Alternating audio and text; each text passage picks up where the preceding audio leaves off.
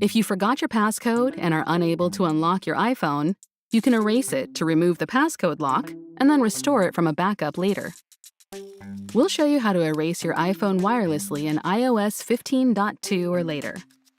If you're using iOS 15.1 or earlier, or if you can't erase your iPhone wirelessly, we'll also show you how to erase it using a computer.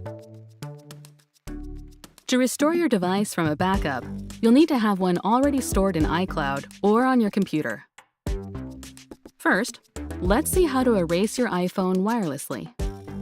Before you start, you'll need to know your Apple ID and password, and your iPhone must be connected to the internet using Wi-Fi or your cellular data. Let's get started. If you've entered your passcode incorrectly too many times, your device will be disabled, and you'll see an option to erase your iPhone in the bottom right corner of the screen. To do this, tap Erase iPhone. This will erase all content and settings on your iPhone, including the passcode. If you have a backup saved in iCloud or on your computer, you can restore your content when the process is complete. To continue, tap Erase iPhone again, and then enter your Apple ID password when prompted. Then, the process of erasing your iPhone will begin. This might take a little while. Once it's been erased, the Hello screen will appear, and you can follow the steps to set up your iPhone again. If you're using iOS 15.1 or earlier, or can't erase your iPhone wirelessly, you can erase it with recovery mode and a computer. To use this option, you'll need a Mac or Windows computer and a compatible cable. Your iPhone will need to be charged, and if it has Find My enabled, you'll need to make sure you have your Apple ID and password ready. First, you'll perform a few steps on your iPhone. The steps will vary depending on which model of iPhone you have. Once you've entered recovery mode, you'll switch to your computer.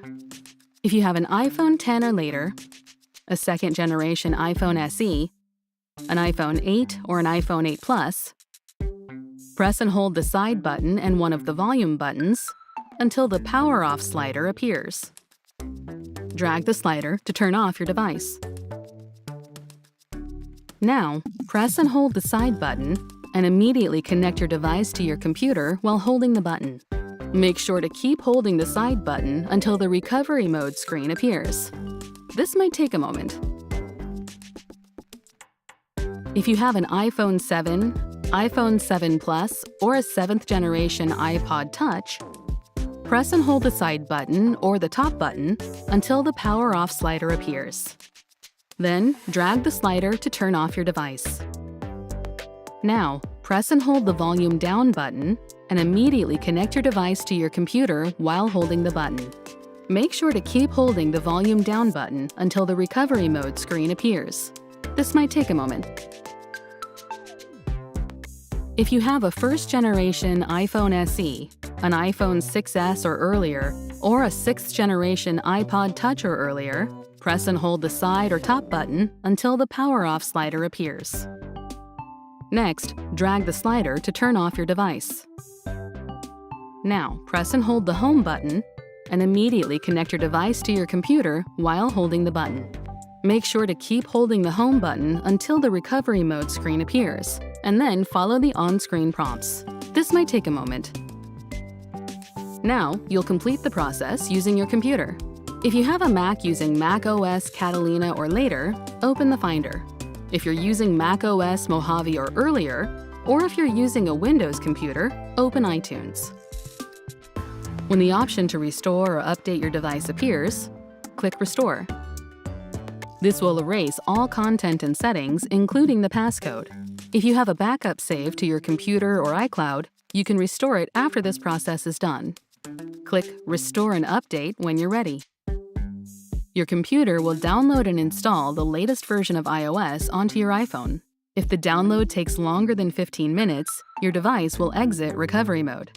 To re-enter recovery mode, you'll need to repeat the iPhone steps described in the previous section. Be sure not to disconnect your device while it's restoring.